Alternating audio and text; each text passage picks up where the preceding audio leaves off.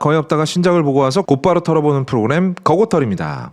오늘 영화 소개하기 전에 먼저 지금 경기 여주시에서 거고털 커피 행사를 하고 있는 케이커스에서 연락이 왔습니다. 지금까지 총 13잔의 커피를 찾아가셨다고 해요. 오, 생각보다 한 주 만에 많이 찾아가셨죠? 굉장히 고맙게도 멀리서까지 이렇게 찾아오셔가지고 케이크랑 커피랑 같이 구매해 가시는 분들도 굉장히 많았다고 합니다. 아, 굉장히 뿌듯해져요. 우리 구독자가 돈 벌고 우리 구독자가 커피 마시고, 이 얼마나 좋아요? 그렇다면 커피 이벤트를 계속 해야 되겠죠. 이번 주는 서울인데 제가 물론 못 본 댓글이 있을 수도 있는데요. 강동구 상일동에서 커피 다락방을 운영하고 계시는 주인장 정재욱 씨, 그리고 목동에서 13년째 커피 매장 운영하고 있는 유승권님, 종로에서 커피 팔고 계시는 0703님, 이렇게 세 분이 댓글을 주셨고 제 눈에 띄었는데요. 제재님께서는 종부세 납부의 달이니까 도와주세요라는 애절한 외침이 굉장히 가슴을 울렸고요. 또 목동은 또 제가 살고 있는 동네 바로 옆 동네 아니겠습니까? 그러다 보니까 또 굉장히 유혹적이었고요. 강동구 상일동에 계신 정재용님은 유일하게 또 서울 동쪽이에요. 그래서 굉장히 마음에 들었습니다. 그러니까 세 분 다 하겠습니다. 대신에 다 20잔씩 하는 건 아니고요.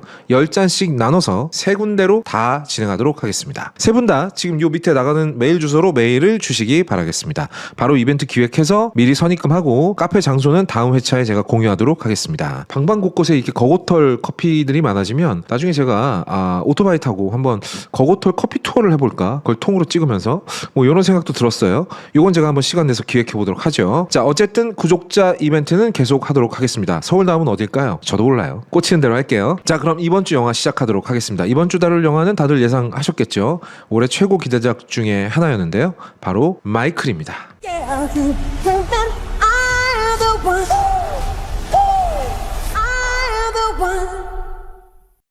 포스터에 제가 굉장히 싫어하는 류의 카피가 쓰여져 있는데 보헤미안 랩소디 제작진이라고 써 있는데 이런 카피는 너무 짜치다. 개인적인 견해를 더해봅니다. 물론 어느 정도 팩트예요. 제작팀이 그대로 달려들었고 또 영화의 성격도 어느 정도 그대로 유지가 됐기 때문에 제작팀이 공유된다는 얘기는 일단 제작의 핵심이라고 볼 수 있는 그레이엄 킹이라는 인물이 있습니다. 이 사람이 바로 보헤미안 랩소디를 제작했던 사람이에요. 2019년에 그러니까 보헤미안 랩소디가 장사가 되고 나서 마이클 잭슨의 유산관리재단에 접촉을 시작해서 이스테이트라고 부르죠.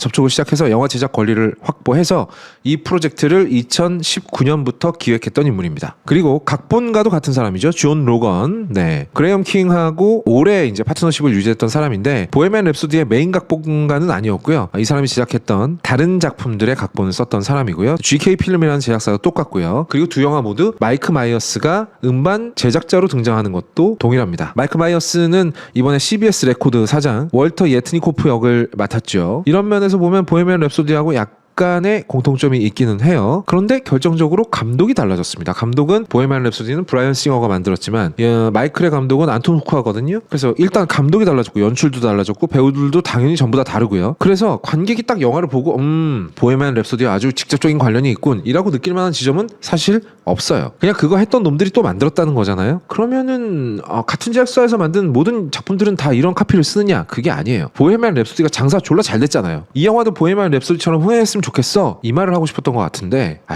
좀 짜치잖아요. 덱들이 들고 있는 IP가 마이클 잭슨이라고요. 마이클 잭슨. 이런 IP를 손에 들고 카피를 쓴다는 게 겨우 이거밖에 못 써. 이건 좀 반성이 필요한 지점이다.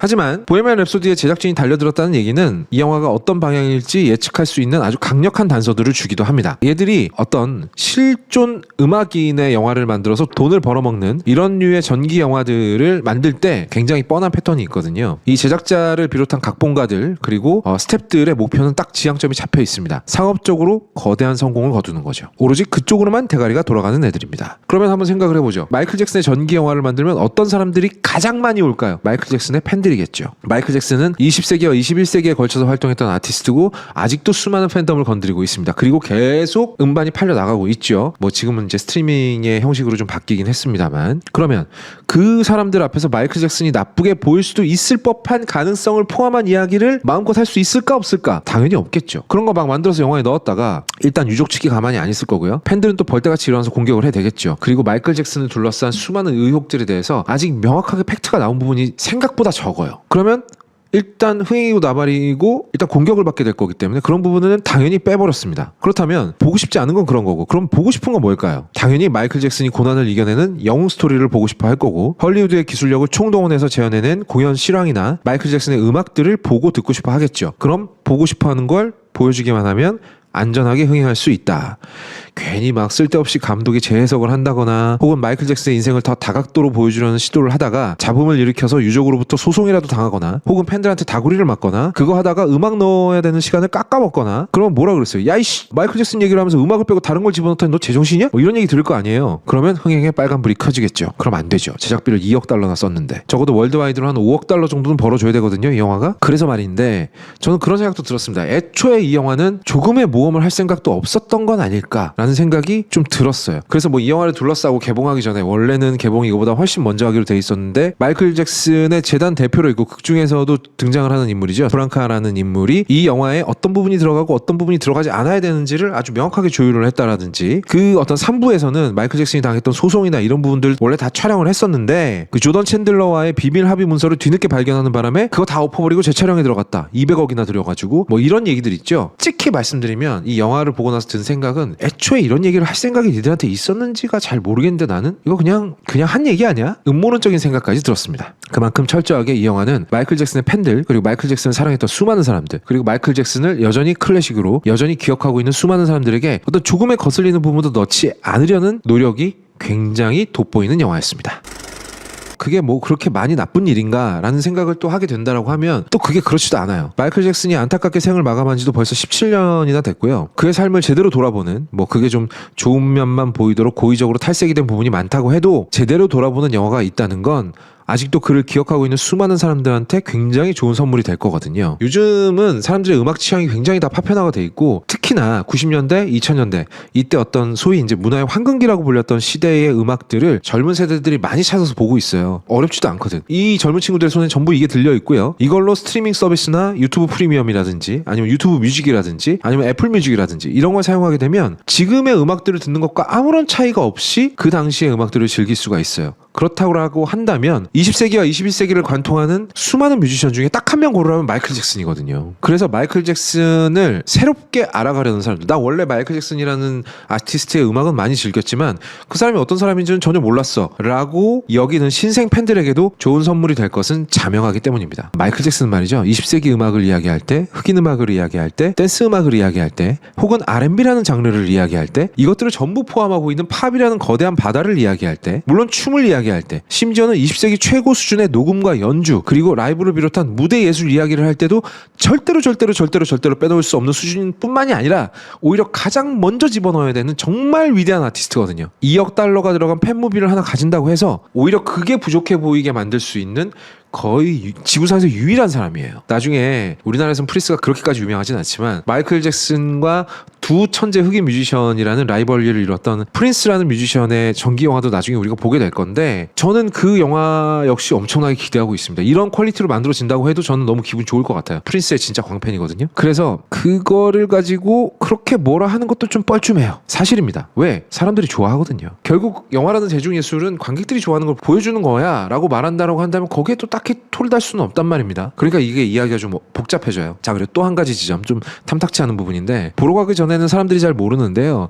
이 영화는 한 편으로 이야기를 끝낼 생각이 없어요. 영화 끝에 무슨 마블식으로 다음 편을 예고하는 문장을 하나 넣거든요. 마이클의 이야기는 계속된다, 뭐 투비 컨티뉴 뭐 이런 식으로 나오는데 일단 동의하는 부분과 그렇지 않은 부분이 있어요. 동의하는 부분은 마이클 잭슨의 일대기를 한 편으로 끝내는 게 아무래도 좀 무리라는 건 또 당연한 얘기이기도 하거든요. 근데 또 그렇다고 해서 딱 한 편으로 끝나는 영화처럼 만들어 놓고 마지막에 뭐야 여기서 끝낸다고? 자막을 띡 띄워가지고 마이클 잭슨의 이야기는 계속된다 이런 식으로 하면 약간 이거 치팅이잖아요. 이거는 굉장히 좀 노골적인 회피가 아닌가라는 생각이 들기도 해요. 지금 2편 제작에 들어갔다고 하는데 그렇다면 2편이랑 1편은 상당히 다른 분위기가 되는 건가? 이런 생각도 들고요. 저의 솔직한 감상은 말이죠, 그의 생애를 둘러싼 이야기들과 화제거리들과 지금까지 생생하게 남아있는 자료들이 너무나 많았기 때문에 1편으로 마무리할 재주가 도저히 없었다. 그래서 노래 몇 곡 깔고 장사 좀 해먹은 다음에 좀 어려운 것들은 다음 편으로 떠넘기려는 인상이 굉장히 강하게 들었습니다. 자, 그렇다면 이제 여기까지는 제가 느낀 인상 비평이었고 실제 에피소드들을 보죠. 이 영화는 마이클 잭슨의 어린 시절을 상당히 비중 있게 다루고 있고요.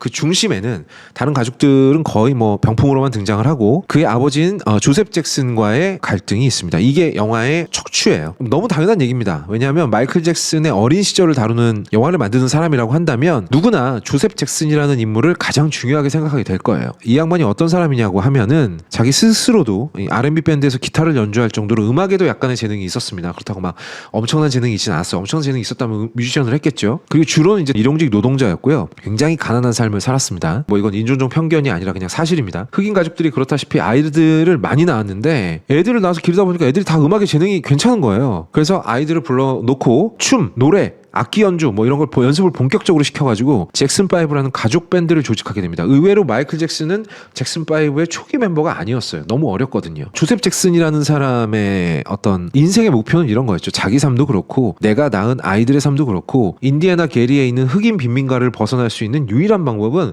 성공하는 수밖에 없다.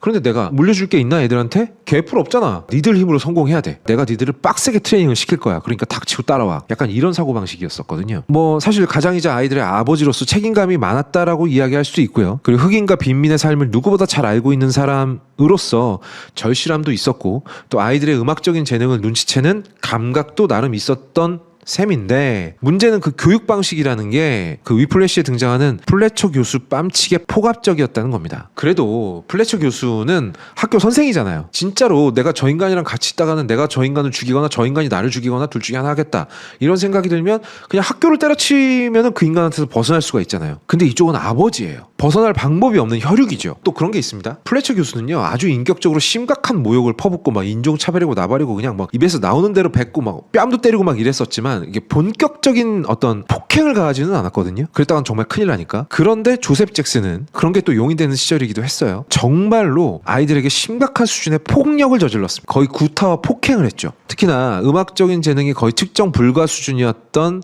마이클 잭슨은 어렸을 때 부른 노래들 한번 들어보세요. 가디언스 오브 갤럭시에 등장했던 OST 중에 I Want You Back이라는 노래가 있어요. 그 노래를 마이클 잭슨이 11살에 부른 거예요. 11살에. 그걸 머릿속에 넣고 이 노래를 들어보시면 진짜 미쳤나? 싶을 겁니다. 가사 내용도 그냥 헤어진 여인한테 돌아오라는 내용이잖아요. 11살짜리가 그런 감성을 어떻게 살리겠어. 근데 살리지 않아. 마이클 잭슨은 신동 수준을 넘어서는 진짜 슈퍼 초천재였어요. 네, 어쨌든 그래서 이 마이클 잭슨에 대해서 조셉 잭슨 그러니까 아버지는요 훨씬 더 심한 수준의 아주 엄격한 훈육을 시켰습니다. 좋게 말해서 엄격한 훈육이지 사실은 까놓고 보면 가스라이팅 플러스 폭행이었었어요. 이거는 뭐 확인된 사실은 아닌데 아마 제 생각에 밥 먹고 싸고 잠자는 시간 말고는 죄다 춤 노래 연습만 시켰을 겁니다. 아직 10살도 안 된 애를 데려다가요. 거기다 온갖 가스라이팅이 더해졌겠죠. 그래서 어린 마이클은 10살도 되기 전에 형들이랑 함께 투어를 다니면서 뭐 학교는 근처도 못 가봤을 거고요. 다니다가 때려치웠나 아마 그랬을 거예요. 그리고 정상적인 어린 시절을 보내는 아이들은 평범하게 갖고 있는 추억을 단 하나도 쌓지 못했을 겁니다. 그러다가 공연에서 삑사리라도 나거나 원래 피곤하면 목소리 뒤집혀서 삑사리 나니까요. 아니면 박자를 놓치거나 이런 일이 벌어지면 집에 가서 아버지한테 먼지나게 두들겨 맞았겠죠. 아버지가 얼마나 공포스러운 존재였을까요? 심지어 얼마나 심했냐 그러면 마이클 잭슨이 성인이 되고 나서도 아버지만 보면 막 다리가 후들거리고 식은땀을 비처럼 쏟았대요. 이거는 그냥 애를 몇 번 손찌검할 수준이 아닙니다. 개처럼 잡은 거예요. 그런데 또 조셉 잭슨 본인은 또 이렇게 말했습니다. 나는 내 훈육 방식을 절대 후회하지 않아.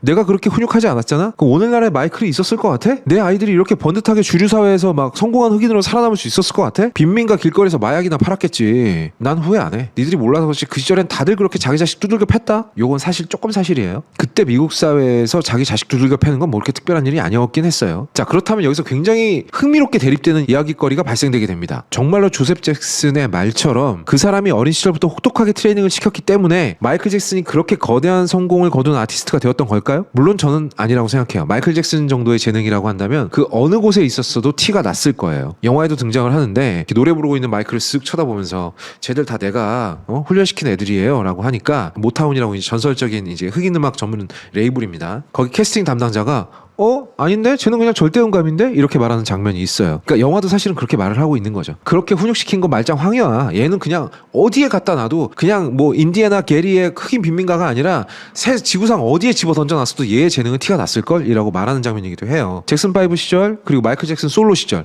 어디가 더 거대한 성공을 했죠? 당연히 마이클 잭슨이 하고 싶은 거 다 하고 하고 싶었던 음악 다 했을 때가 훨씬 더 몇 배는 더 거대한 성공을 거뒀습니다. 자, 그렇다면 얘기가 여기서 끝나는 게 아니라 조셉 잭슨이 또 등장을 하겠죠. 인디애나 길거리 돌아다니는 흑인 애들 중에 노래 잘하고 절대음감 가진 애가 쟤 하나였을 것 같아? 어린 시절에 다 내가 길을 잡아주고 그렇게 빡세게 음악 교육을 시켜놔서 얘가 딴 길로 안 빠지고 모든 욕구와 욕망과 힘을 음악에 집중시킬 수 있었던 거야. 그래서 우리 인류가 마이클 잭슨이라는 어떤 거대한 재능을 꽃피운 아티스트를 선물로 받을 수 있었던 거 아니야. 내가 그냥 애들을 그냥 막 방치해가지고 말이야. 잭슨5가 밴드가 아니라 잭슨5 갱단이 됐으면 특출난 재능이 있었어도 형들이랑 같이 깡패진단 했겠지 제가. 이렇게 얘기할 것 같지 않아요? 왠지 이렇게 얘기할 것 같거든요. 근데 또 그것도 완전히 틀린 얘기는 아니에요. 그죠? 50센트만 하더라도 원래 갱이었잖아. 마약 장사였고. 거기다가 시대 가만까지 들어가게 된다면 이 양반의 말이 완전히 틀린 말은 아니다라는 생각이 들 수도 있거든요. 어려운 문제입니다. 그래서 저는 차라리 마이클의 어린 시절을 더 제대로 다룰 거라고 한다면 조셉 잭슨의 폭압적인 교육 방식과 그 결과로 나타나게 되는 마이클의 비정상적인 성장 과정, 그리고 성장한 마이클이 이제 본인이 원하는 음악과 본인이 원하는 삶을 살아가기 위해서 아버지들로부터 독립하는 이야기, 갈등 구조를 여기다 딱 맞춰놓고 그 어린 시절의 영향으로 마이클이라는 인간이 어떻게 굴절되게 되었는가. 뭐 음악적으로야 더할 것도 뺄 것도 없이 완전 무결한 천재 아티스트지만 제대로 된 어린 시절의 추억도 없고 친구도 없고 학교도 제대로 다니지 않은 채 그저 노래하는 기계로만 살다가 밖에서는 화려한 스포트라이트랑 환호성만 받았던 어떤 내면은 누구보다 결핍돼 있고 누구보다 외로웠던 인간 마이클 잭슨에 대한 이야기에 초점을 더 맞췄다라면 그것만으로도 이 영화는 엄청나게 긴장감이 넘치는 영화가 됐을 거라고 생각을 해요. 당장 우리에겐 아주 좋은 교과서가 있죠. 위플래시라는. 그런데 이 영화의 제작 방식이 그렇지가 않다는 겁니다. 이 영화는 마이클을 그냥 선한 피해자로, 그러면서도 아무도 미워하지 않는, 그러니까 폭력과 미움을 대물림하는 걸 스스로 거부하는 순수하고 착한 사람으로 그려야 되거든요. 뭐 이유는 여러 가지가 있을 수 있어요. 하지만 저는 그냥 앞에서도 얘기했지만 이 영화의 제작 방향이 처음부터 그랬을 거라고 감히 추측합니다. 마이클 잭슨 사후부터 지금까지 17년밖에 지나지 않았고요. 주변 인물 거의 전부가 지금 생존하고 있고, 그러다 보면 문제될 거리를 안 만드는 방식으로, 그러면서 안전하게 장사가 되는 방식으로 나아가자라고 애초에 제작 방향을 잡았을 확률이 가장 크다고 생각합니다. 아니라면, 만약에 그게 아니고 정말로 발견된 비밀 문서 때문에 3부를 통째로 날렸어야 하고 그래서 영화의 방향이 통째로 수정되게 된 거라면 제가 잘못 짚은 거죠. 죄송하게 됐습니다. 이 부분이 제대로 인물 묘사가 되지 않다 보니까 아버지 조셉 잭슨은 그냥 굉장히 수동적인 악역에만 그치고 있어요. 그러니까 우리가 흔히 봐왔던 폭압적이고 폭력적이며 교묘하게 자식들을 가스라이팅 하려고 달려드는 굉장히 나쁜 아버지, 정말 쓰레기 같은 가장의 모습을 그대로 보여주고 있고요. 정말 이렇게 직선적으로 나쁜 악역은 정말 오랜만에 봅니다. 그에 대항하는 마이클은 또 어떻죠? 사랑이니 평화니 막 아주 교과서적인 대사들만 읊어대고 있거든요. 그게 나쁘다는 게 아닙니다. 너무 인간 같지가 않다는 거예요. 아무리 정말 성자 같은 사람이라도 운전할 땐 쌍욕을 하잖아요. 그 모두가 다 그런다는 얘기가 아니라 난 운전할 때 욕 안 하시는 분들 계시겠죠. 근데 인간에게는 누구나 굴절돼 있고 잘못돼 있고 삐뚤어진 부분이 있을 수 있다는 것이죠. 인간을 탐구하는데 인간을 다각도로 바라보기 위해서 이런 부분들은 필요 불가결한 요소라는 겁니다. 인간이란 원래 그렇게 다양하고 복잡한 면이 존재하는 동물이니까. 근데 이 영화에서 마이클 잭슨은요, 그냥 하늘에서 날개 달고 있다가 심심하네, 음악이나 좀 하러 가야겠다, 그리고 인간 세상에 잠깐 내려온 천사 같아요. 아니 외계인이거나. 그러고 보니까 맨인 블랙에서 외계인으로 나온 적 있죠. 또 분위기가 또 얼마나 너를 뛰는지, 차포 떼고 간단한 서사 하나밖에 안 남았잖아요. 이 간단한 서사 하나도 제대로 연결이 안 되고 뚝뚝 끊어집니다. 그리고 중간에 들어가 있는 음악 공연 장면들이 조금 이게 난잡해요. 바즈 루어만이 만든 엘비스라는 영화가 있습니다. 저도 이 영화도 상당히 잘 만든 전개영화라고 생각하는데, 이 엘비스라는 영화를 보면은 이 음악이 서사와 서사를 이어주는 역할을 정말 잘하고 있거든요. 특히나 이제 마지막에 뚱땡이 엘비스가 막 땀을 흘리는 건지 눈물을 흘리는 건지 분간이 안 되는 그 흠뻑 젖어서 노래하고 있는 장면은 100마디 대사보다 그의 처절하고 처참한 심정을 더 잘 보여주는 명장면입니다.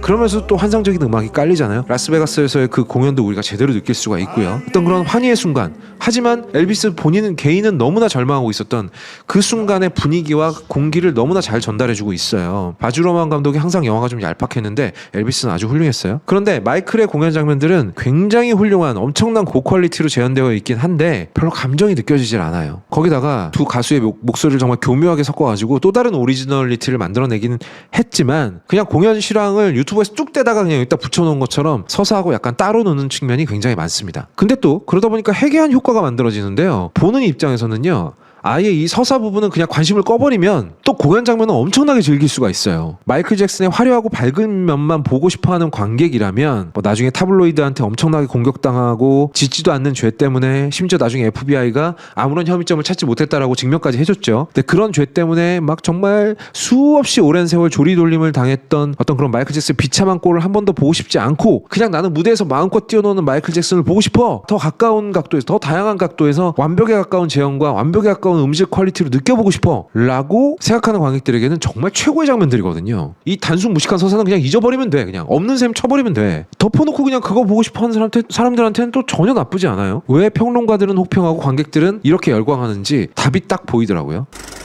내가 마이클 잭슨의 무대를 다시 보고 싶어가지고 유튜브에서 막 공연 실황이나 뮤직비디오를 막 계속 보고 있는 듯한 느낌이 드는데 그걸 누군가가 기가 막히게 선곡을 해서 마이클 잭슨이 어린 시절 잭슨5의 메인 보컬일 때부터 불렀던 노래들을 쫙 깔아놓고 거기에는 별로 신경 안 써도 되는 거슬리지 않는 이야기를 하나 살짝 얹어놨어요. 이게 일부라면 일부를 보는 동안은 괴로워하는 마이클 잭슨을 전혀 볼 필요가 없는 거죠. 스트레스가 제로예요. 그리고 그냥 그 깔아놓은 노래들이 그냥 노래들이 아니에요. 앞으로 인류 역사가 끝날 때까지 수없이 반복될 클래식입니다. 마이클 잭슨 히트곡 메들리라고요. 이게 어떻게 장사가 안 돼? 무조건 되는 거지 이거는. 팬들이 가장 사랑하는 형태의 팬무비가 완성이 돼버린 겁니다. 하지만 저한테 이걸 가지고 전기 영화적인 가치를 매겨보라고 한다면 이건 낙제점이에요. 왜냐하면 이 영화를 보고 나서 마이클 잭슨이라는 인간에 대해서 알 수 있는 지점이 아무것도 없습니다. 제가 원래 알고 있던 것들을 말고는요. 이 사람이 왜 춤을 잘 추고 왜 노래를 잘하는지, 얼마나 완벽함을 추구하는 아티스트였는지 요 정도만 알 수 있는데요. 요거는 이미 다 알아요. 그 결과물을 내가 직접 봤어. 거기다가 지금 넷플릭스에 떠있는 다큐멘터리 2편 있어요. 마이클 잭슨의 This Is It이라는 작품이랑 팝 역사상 가장 위대한 밤이라는 마이클 잭슨이 이제 We Are the World를 녹음할 때의 자료 화면들을 가지고 만든 다큐멘터리가 있단 말이에요. 이 두 편을 보잖아요. 그게 훨씬 더 마이클 잭슨이라는 인간에 대해서 다면적으로 알 수 있어요. 전기 영화보다 그냥 있는 기록 필름들을 모아놓은 다큐멘터리가 더 마이클 잭슨이라는 인간을 다각도로 다루고 있다는 것이죠. 거기다가 아무리 자파르 잭슨이 열심히 연기를 하고 정말 피를 깎는 노력을 했다라고 한들 더 과격한 용어로 말하면 어쩔 수 없이 짝퉁이라는 겁니다. 애초에 재능의 총량이 너무 달라요. 진짜 미안한 말인데 자파르 잭슨도 재능 있는 가수라는 거는 뭐 인정할 수밖에 없겠습니다만 자파르 잭슨의 삼촌 마이클 잭슨의 재능을 따라가기에는 너무 딸려요. 진짜 미안한 얘기인데 비교조차 좀 민망한 수준이에요. 못한다는 게 아니에요. 훌륭한 수준, 최고 수준으로 재현을 해냈어요. 하지만 제 눈과 제 머릿속과 제 귀 속에는요 오리지널 마이클 잭슨이 보여줬던 무대들이 다 들어있단 말이에요. 소고기 스테이크를 흉내내는 콩고기 스테이크를 먹는 것 같은 느낌이라는 거죠. 아무리 잘해봐야, 아무리 훌륭해봐야, 아무리 헐리우드 기술을 다 때려박아봐야 짝퉁이라는 겁니다. 그런데 실제 마이클 잭슨의 오리지널을 볼 수 있는 방법이 우리에게 없나요? 졸라 많아요. 앨범이요? 애플뮤직? 유튜브 프리미엄 아무데나 들어가봐요. 전 앨범 다 떠있지. 뮤직비디오? 최고 수준으로 남아있죠. 공연 실황 최고 수준으로 남아있습니다. 그러다 보니까 굳이 이 영화를 볼 이유가 뭐야? 라는 생각이 드는 것도 어쩔 수 없는 사실이에요. 하지만 또 마이클 잭슨이니까 다른 것도 아니고 그 IP가 마이클 잭슨이기 때문에 열광하지 않을 도리도 없어요. 복잡한 감정이 드는 영화입니다. 좋기도 하고 싫기도 하고요. 싫기도 하고 또 어쩔 수 없이 좋아지기도 하고. 그래서 이 영화에 드리는 저의 등급은 No, it's just what you fucking told them about Irene. Calm down. You told them about Irene. Calm down.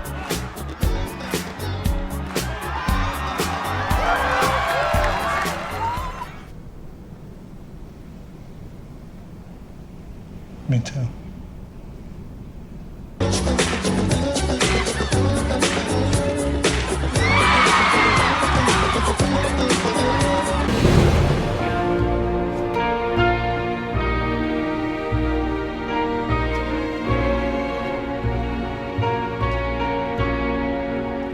저희 걸작서는 여러분들에게 추천과 구독을 강요하지 않습니다. Creativity. Thing I don't know about, but I do. You're a fat fucking piece of shit. You know that, Ed? We do this shit for a living. Go. 강요하지 않습니다. 구걸합니다. 제발 도와주세요. 제발 눌러주세요. 뭘? 이걸. 그리고 이걸. Shoe dog.